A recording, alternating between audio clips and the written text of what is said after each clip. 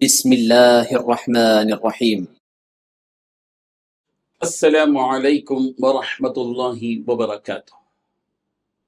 إن الحمد لله نحمده ونستعينه ونستغفره ونستهديه، والصلاة والسلام على سيد المرسلين محمد وآله وصحبه أجمعين، أما بعد.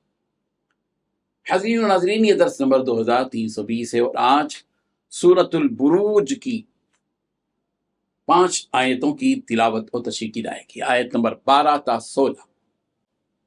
اعوذ باللہ من الشیطان الرجیم، بسم اللہ الرحمن الرحیم، ان بطش ربک لشدید انہ هو یبدئ ویعید وهو الغفور الودود ذو العرش المجید فعال لما يريد صدق اللہ العظیم۔ لفظی ترجمہ یوں ہے، ان بطش ربک، بے شک آپ کے رب کی پکڑ، لشدید نہایت سخت ہے، انہ ہوا، بے شک وہی، یبدئ پہلی بار پیدا کرتا ہے، ویعید اور دوبارہ پیدا کرے گا، وہو الغفور، اور وہی بہت زیادہ بخشنے والا، الودود محبت کرنے والا، ذو العرش المجید، اونچی شان والا عرش کا مالک، فعال لما یرید، کر گزرنے والا اس کو جو وہ چاہتا ہے۔ ترجمہ یوں ہے، حقیقت یہ ہے کہ تمہارے پروردگار کی پکڑ بہت سخت ہے، وہی پہلی مرتبہ پیدا کرتا ہے اور وہی دوبارہ پیدا کرے گا، اور وہ بہت بخشنے والا، بہت محبت کرنے والا ہے، عرش کا مالک ہے، بزرگی والا ہے، جو کچھ وہ ارادہ کرتا ہے کر گزرتا ہے۔ ان 5 آیتوں میں 5 باتیں بیان کی گئی ہیں۔ پہلی بات، حقیقت یہ ہے کہ تمہارے پروردگار کی پکڑ بڑی سخت ہے۔ دوسری بات، وہی پہلی مرتبہ پیدا کرتا ہے اور وہی دوبارہ بھی پیدا کرے گا۔ تیسری بات، وہ بہت بخشنے والا، بہت محبت کرنے والا ہے۔ چوتھی بات، وہی عرش کا مالک ہے، بزرگی والا ہے۔ پانچویں بات، جو کچھ وہ ارادہ کرتا ہے اسے کر گزرتا ہے۔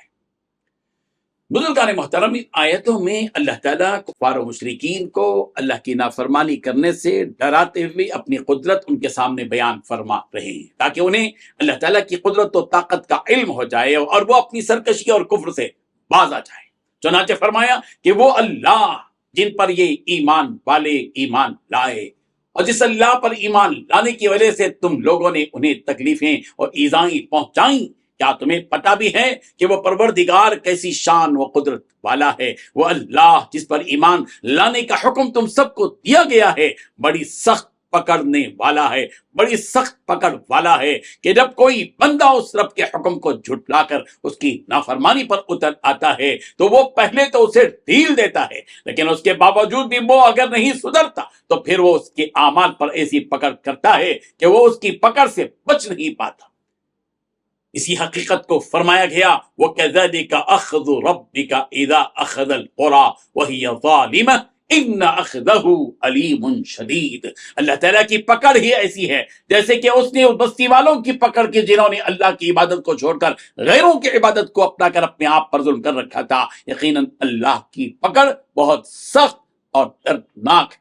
یہ بات سورہ ہود کی آیت نمبر 102 میں بیان کی گئی ہے، جس کی جھلک ایک کفار مکہ تم نے اس قوم کے ظالموں کے ساتھ دیکھ لی، اور فرعون والوں کی پکڑ کا حال بھی تمہیں معلوم ہے۔ تو کیا اس کے باوجود بھی تم اپنی اس سرکشی پر قائم ہو؟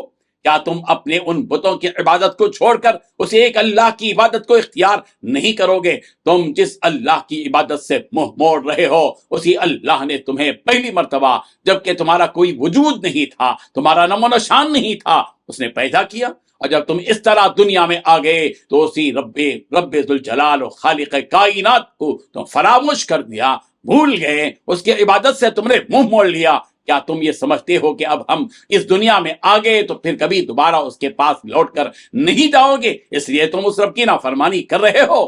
اگر تم نے ایسا سوچ رکھا ہے تو یہ بالکل غلط ہے، اس لیے کہ اس نے جب تمہیں پہلی مرتبہ پیدا کیا تو اس نے تمہیں آزمانے کے لیے پیدا کیا کہ تم اس دنیا میں جا کر کیسے اعمال کرتے ہو، لہٰذا تمہیں موت آ جائے گی تو وہ تمہیں دوبارہ قیامت کے دن اپنے اعمال کا حساب دینے کے لیے پیدا کرے گا، یعنی تمہیں مردے سے زندہ کرے گا، لہذا تمہارے پاس موقع اسی دنیا میں ہے کہ جب تک تمہاری سانسیں چلتی رہی ہیں اس وقت تک تم اپنے گناہوں کی اللہ تعالیٰ سے توبہ کر سکتے ہو، وہ یقیناً تمہارے سارے گناہ معاف کر دے گا، تو وہ تو اپنے بندوں سے بڑی محبت کرنے والا ہے اور عرش کا مالک ہے کہ اس کے معاف کرنے کے بعد کسی اور کی معافی کی تمہیں ضرورت ہی نہیں رہے گی، بڑی شان والا ہے، بزرگی والا ہے، جو کچھ وہ کرنے کا ارادہ کرتا ہے جیسا کہ ظالموں کو ہلاک کرنا یا مومنوں کی نصرت و اعانت و مدد کرنا وغیرہ، تو وہ کر گزرتا ہے کہ کوئی اسے روکنے والا نہیں ہے، اور نہ ہی کسی میں اتنی ہمت ہے کہ وہ اس کے ارادے کہ وہ